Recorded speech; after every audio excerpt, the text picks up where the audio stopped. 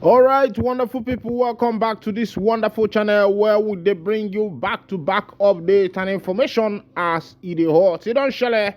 I say waiting the sub. They say na be BLA. I say waiting the BLA do. They say they don't do am again. Oh. I say na where they do am. They say na for Biafra land. Say people wey go the obodo. Don't they take their obodo back small. Say they no one grief for anybody. The information where we say it dey my table be say heavy catastrophe kata don't happen for the Biafra land between the BLA boys and the N9G police na combined deadliest troop as they happen we can discover as the clash finish say e get some police officers wey be say they burn them to Achi so as they waiting burn them, they say like say a fire now they use after they buy them, now they come burn all of them for their motor. I say who they do that one to this energy police people say they be people father. They say na the UGM now they perpetrate that act. Say they no one agree for anybody and that one they say na that one now be the team for the 2024 where we say everybody is there inside. I say I beg if una they do make una no agree for anybody. I say make una know how una dey do am because e no good say make you dey fight person wey be say e pass you. As e dey be for issue wey be say concern Mazi Nnamdi Kanu. Na Supreme Court has finally settled that Nnamdi Kanu never jumped bail.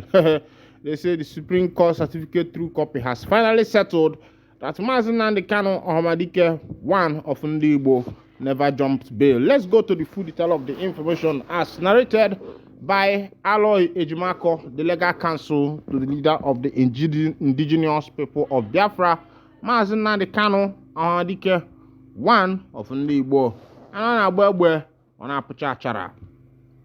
Aloy Ejimako, the special counsel to Nnamdi Kanu, leader of the indigenous people of Biafra, IPOB, on Saturday said the Supreme Court has settled the controversy that the agitator never jumped bail. Ejimako said the Supreme Court also clarified that Kanu's bail should not have been revoked. Recall that in 2017, Justice Bintanyako of the Federal High Court in Abuja had granted Kanu bail. Upon his release, a military invasion of his ancestral home in Umuahia, Abia State in September 2017 forced him into exile. Hence, he did not attend his trial on the next scheduled date and thereafter. From then until June 2021, when he was transferred from Kenya to Nigeria, or extraordinary rendition from Kenya to Nigeria, there has been a robust public debate as to whether he jumped bail or not. But the appeal court had discharged and acquitted Kanu of all terrorism charges. This judgment was later overturned by the Supreme Court, which transferred the case back to the Federal High Court. And the certificate through copy of the judgment delivered in December 2023, the Apex Court declared that Kanu did not jump bail.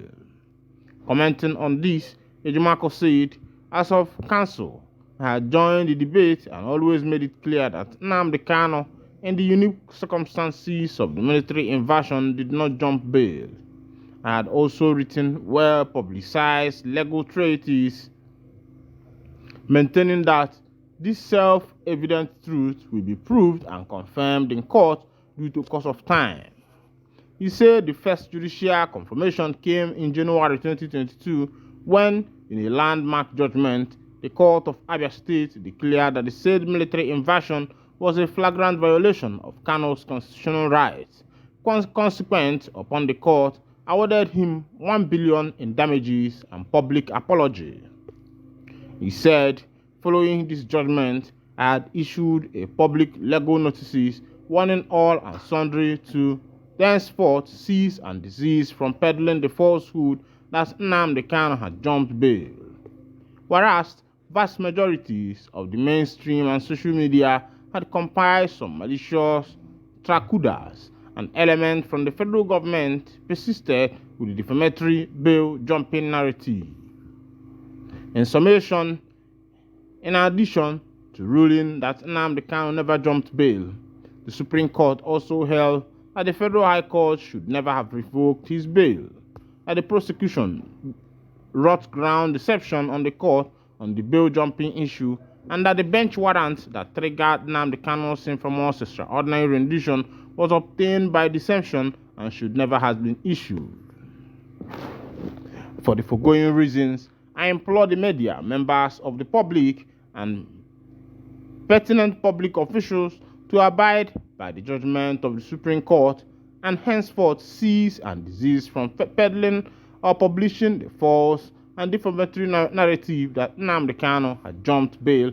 This one is coming from Mazi Nnamdi Kanu's legal counsel, Aloy Ejimako, where they briefed the public on the recent development as regards the issue of Mazi Nnamdi Kanu, the leader of the indigenous people of Biafra. As they be, say the government will be say we find ourselves these days now. Government will be saying human beings now they control them. They go write constitution keep for everybody. But no, they follow the constitution, and if you check the constitution, where we say they write, even that 1999 constitution, you go see say it be like say that constitution was meant to favor a particular set of people. But one thing I go tell you say, not run away, because all of us go there.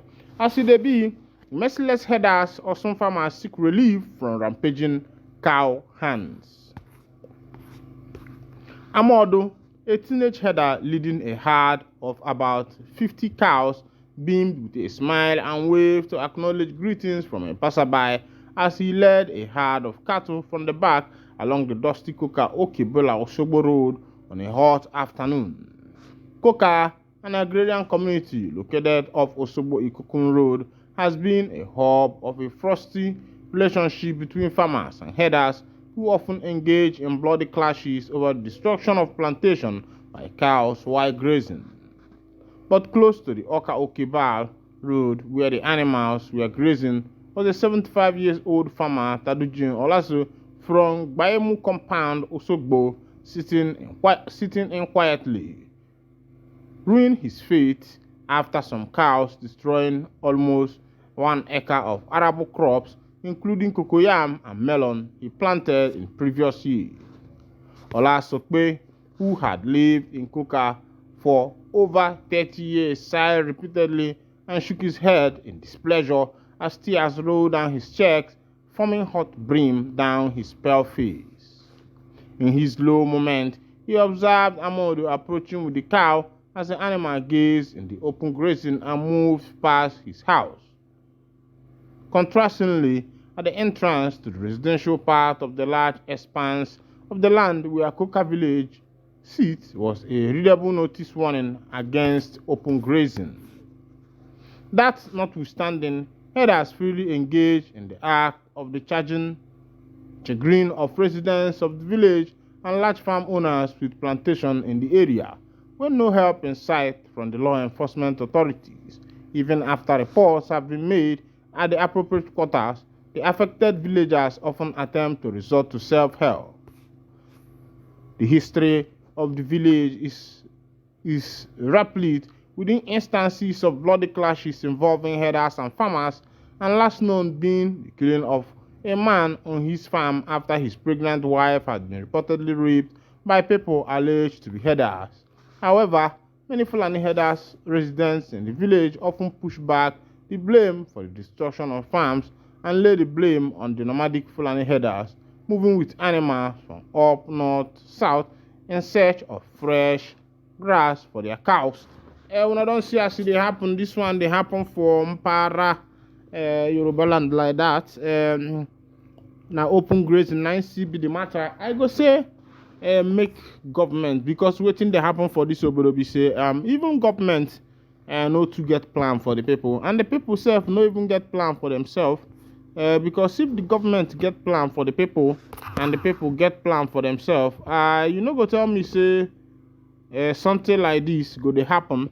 Because if the government get plan for the people, waiting the government go do not to build where place, just one village or one town, a good acre of land that will be meant only for grazing in every state or in every city.